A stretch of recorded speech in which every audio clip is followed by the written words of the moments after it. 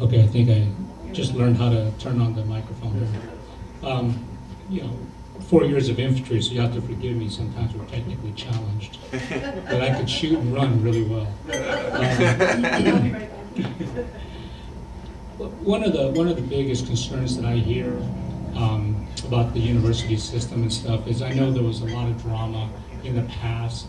When you're going to UNLV or any other university, and then things derived as such as that we pay these coaches and all these other fees and contracts that go along this. How do you prevent such wasteful spending of tuition money and taxpayer money to these type of programs? If I understand your question correctly, you're questioning the athletics program, well, here's what I believe is that every program like that, which is kind of extra to what the university's function is, in my opinion, should support itself and produce extra revenue for the university. If it doesn't, it should be eliminated. Now, that's not going to make me very popular with sports fans, but I had similar issues with Rice. Rice was a very small school. Like I said, it had 450 people entering every year as freshmen. 50 of those were athletic scholarships. They didn't fit too well with the rest of the student body because their emphasis was not on academics. Now, there's an exception. One of my classmates was a guy named Frank Ryan, who wound up getting a PhD in physics and playing pro football when he graduated. He made Phi Beta Kappa and All-American. That's very much the exception, I think. So I think you've got to look at this very carefully and say, okay, including the alumni donations that come in from the athletic program, add it all up, does it pay for itself and make some additional money for the university? So, does that answer your question? Yes, it does. Thank you very much. All right, Dwayne. Chris Steele again. One of the things I'm observing about you as you talk and you articulate yourself, you seem like a very confident intellectual. And you've got a demeanor about you which commands people to follow what you say. So it's quite a responsibility. And I can imagine in what you do, there's probably a limited tolerance for kind of mediocre thinking to some extent. You know, for what? The mediocre thinking. Because we all know that common sense is uncommon. How are you dealing with people that are small thinkers? Because you're obviously, I mean, I've known you for about 8 minutes here, and you're a more advanced thinker. You seem to have a deliberate countenance about you. How do you deal with people and lead people that are kind of stuck in a mode of not even having the common sense or applying the common sense? Because that's really a lot of what it comes down to, and you seem to be a master of that. How are you doing it? Well, I guess I have a very long and complex history. I mean, I started out as a kid in Midland, Texas.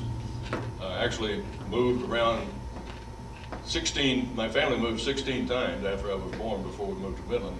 And when I was halfway through first grade, my father was a bright man, but not very highly educated. He left school when he was a sophomore to help support his family.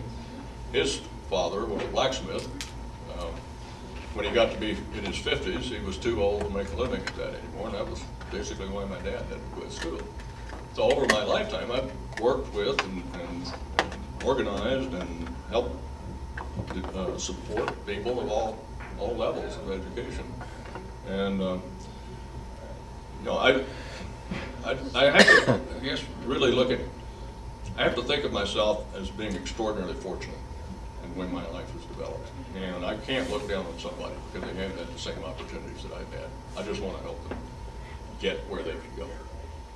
You know, with that answer to your question or not.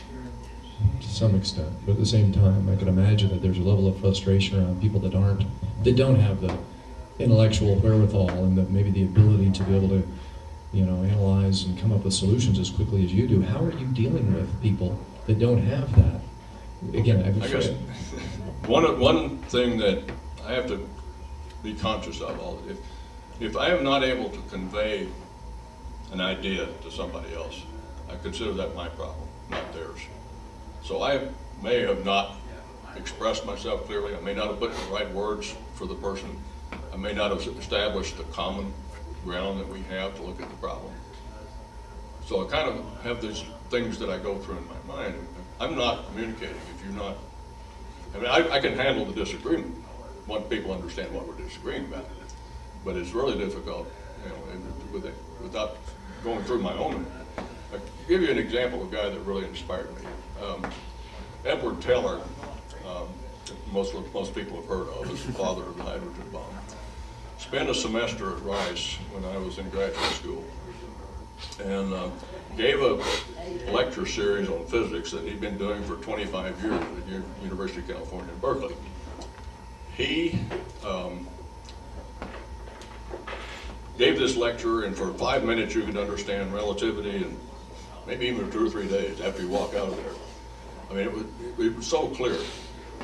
I went to visit his office one day, and I wanted to talk to him about something, and I walked in, and his secretary is sitting there transcribing a tape. I said, "What are you transcribing?" And she said, "I'm transcribing Dr. Teller's last lecture."